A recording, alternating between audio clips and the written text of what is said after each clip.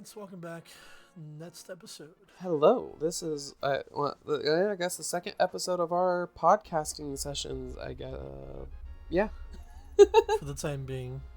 For now, at least until we catch up and get done with these, and then are able to just continue the game.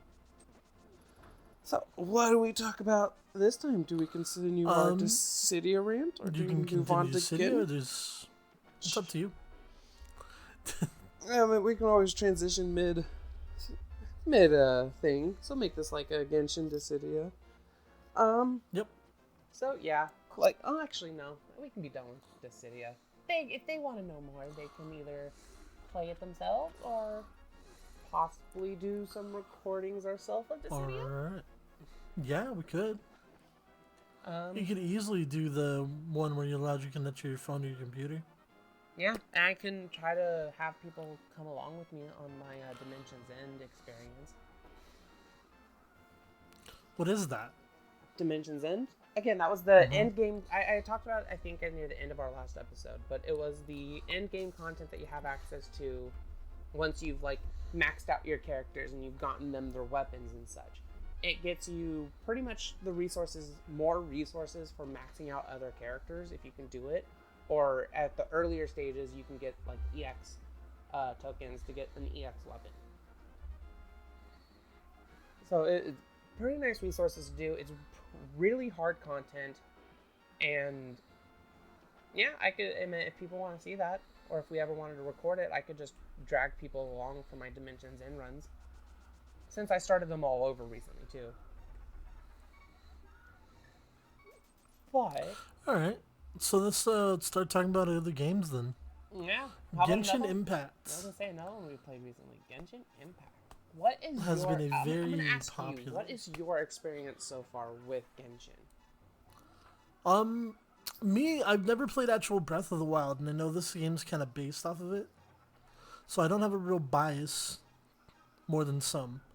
The game can be very unforgiving in the way that the rates work. The fact that you have to worry about all your resin and everything is locked behind resin. So it makes it really hard to progress. That's something I dislike. Yeah, so that I agree with that right there is when I think this pertains with me being closer to or at past endgame stuff is I only have really grabbing adventure rank experience and leveling up and what's the word I'm looking for? Ascending my characters. That's all I really have to look for, and ascending the weapons. That's all I really have to look forward to. But every single one of those things is tied behind the resin system. I can't increase the level without getting the experience, which is tied to the ley line blossoms. I can't level up their weapons unless I do the domains, which is tied to the original resin. So I can't fight bosses to ascend my characters unless I use my original resin. And what was the last thing I was complaining about? Gear? No. Gear you get, but you still get that. No, well, you don't get a lot of high tier gear easily. Everything is tied behind resin in some way. I mean, yes. Or Primogems. Even getting the 5-star artifacts that I have been getting at my late game progress still requires me to fight Storm Terror, a 60 resin cost fight, or the Ice Wolf, being another 60 resin cost fight. Or the Child fight, which is another 60 cost resin fight. And there was the update where it went from 120 resin to 160, so you can now do 2 of these. And then something else. 2 more domains or another boss. Yeah. Of which, being able to do 2 of your Storm Terrors and another boss fight throughout the week, I will admit, the 40 additional resin they gave you is useful, but it still doesn't feel like it's a cop-out. They could make it better. Oh, definitely they could have made it better. There's also things that they could give to people that could make it better. There's also ways that they can put, if they want to make money off of this as much as they can, instead of being greedy in the sense that they're being, they can give people the ability to either increase. Buy the game? Let's take Dissidia as an example. You have so much amount of space to have items and everything in your inventory. You can spend your currency that you either A, earn in the game, or B, you can purchase. So in Dissidia's case, the gems. In Genshin Impact's case, it'd be the Primo Gems. But spending Primo Gems to increase the amount you have, to give yourself a bigger pool. If they gave me the ability to use my Primo Gems and go from 160 to 180, go from 180 to 200, and increase it, alright, by all means, that would make me happy. That would make me happier. Because then they're giving me a way to build up the ability to play the game, essentially. Because now there's not much left for me to do in the game if I run out of resin. There's no point in running around and grabbing all these chests that they have lying around because they only yield 5, 10, 15 adventure rings. And then a bunch of useless items that barely give my weapons or my artifacts any actual experience points. So, in order for me to level up my artifacts how I need to get 3 or 4 star artifacts now because I'm getting 5 star artifacts. And I have to get them all the way up to like level 18, I think is the max level for artifacts. Well, max level for 5 star artifacts, I should say. But when you say that the game is like Breath of the Wild, it has its similarities in how its open world is, the climbing system, and gliding. Because in Breath of the Wild, you had a glider that you got. In Breath of the Wild, you can climb pretty much any surfaces, excluding a couple. In an open world, much like Genshin, even though Genshin's open world is significantly smaller. The reason I mentioned Breath of the Wild is the fact that a lot of people are basing the game off of that. Yes, it has. And Breath of the Waifu. Mm-hmm. There you go. Yeah, no, it has a lot of similarities in just like how it kind of looks and everything. But the Breath of the Wild system also had better system. The one character who could change what equipment they were using because the equipment would break. Unless you had the Master Sword, which technically the Master Sword didn't break, it would run out of energy, and you couldn't use it for a duration of time. But your shield would break, your gear would break, you had your arrow count use, and then your bows would break as well after amount of use. So that's one of the systems I think people were not too fond of with Breath of the Wild. Of which with Genshin, obviously that is changed because you have characters that use a weapon type and that weapon gives them stats. So it's an RPG element as opposed to an RPG element and a survival element. Because that's where the gear breaking system, like your gear breaking on you system comes from, is from like survival-esque type games. Same with cooking food. Like, that was brought from Skyrim and other games that, Conan Exiles, I think. Do you have to cook food in that game? I haven't played too much of it. I don't own it, so I don't know. But just games where you have to build your food to survive, where you build your area, build your castle, build your defenses. That's where that idea kind of came from. But it wasn't implemented horribly because it gave characters another way to heal besides trying to cut grass and find hearts, which is what Zelda originally was, or as you're experiencing with A Link to the Past, finding these fairy fountains to continuously have fairies in your inventory, because you're coming to fairies in A Link to the Past were your primary sources, that and potions. You're gonna come to find out you might want 3 fairies on you and then a potion. But it increased the amount of ways that you could get health. And then they also added elemental resistances, which Genshin Impact also has.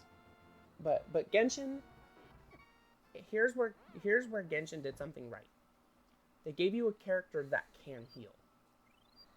They have, to my knowledge, Noelle, Barbara, Chi-Chi, and Jean. Jean is best girl. I think it depends on what you're aiming for, how you want to build your teams, because that's another fun aspect from Genshin, is with all these different characters, with different weapon types, with different elemental types, you can use these different combinations of characters and create different elemental combinations or elemental enhancements, because you get bonuses for using two of a same elemental type.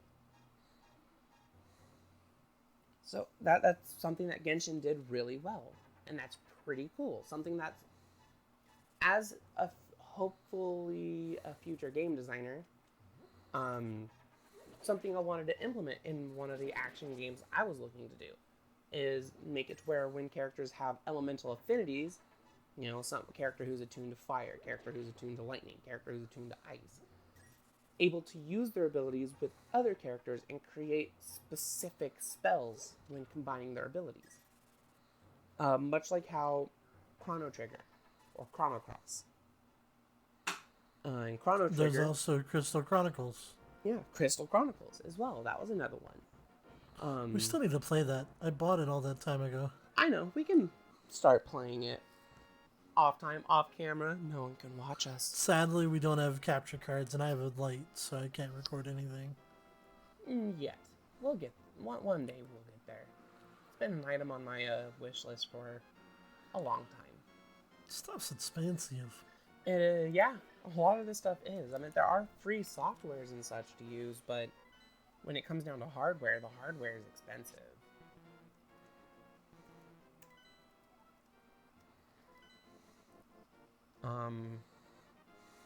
But as for Genshin, so characters interactions, they've honestly built a pretty good world. I like the lore that they've had to the games, the fact that they've been adding these books in the world that at this moment in time seem to be the only serve the purpose of storytelling, because you're able to open the books and actually read the stories inside of these books. The only thing I think though is an issue is it looks like a giant book that you pick up, and sometimes they're only a sentence. So it doesn't feel like you picked up an actual book from the world. But that's nitpicking. That's being extremely picky over something they're already doing well.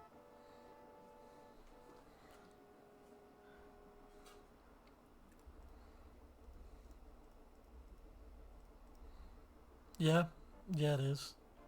I love the books. There's some that are pages long, and some that are, like you said, a sentence. I'm a lore person. I love lore in games. I'll go on YouTube and listen to people on playing, reading lore or telling lore about a game, and we'll listen to that for hours.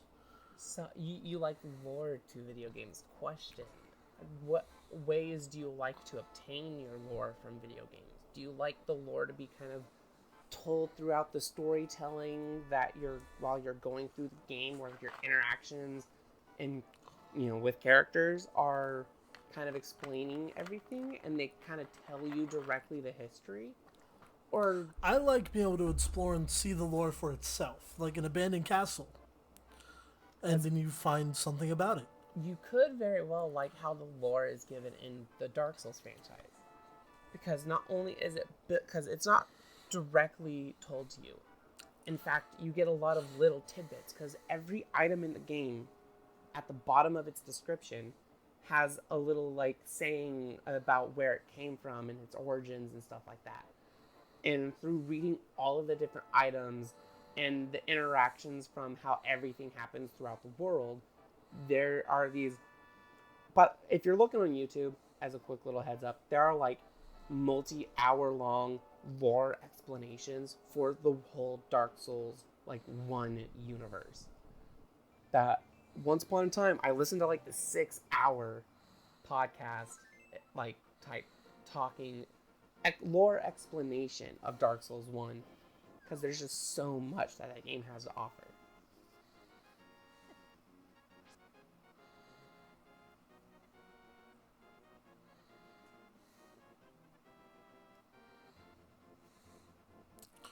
Alright, well, I think we ought to cut this episode there, and any closing statements? Yeah. Genshin Impact, free to play, fun to play. Just don't put money into it. They Dissidia, don't need it. free to play, fun to play. Just limit how much money you're going to put into it. Don't put money into a free to play game unless you know you're going to play it. Unfortunate Spaceman was another really good game. Let's talk about that next time. Oh yeah, let's talk about that next time. Well, see you then. See you guys.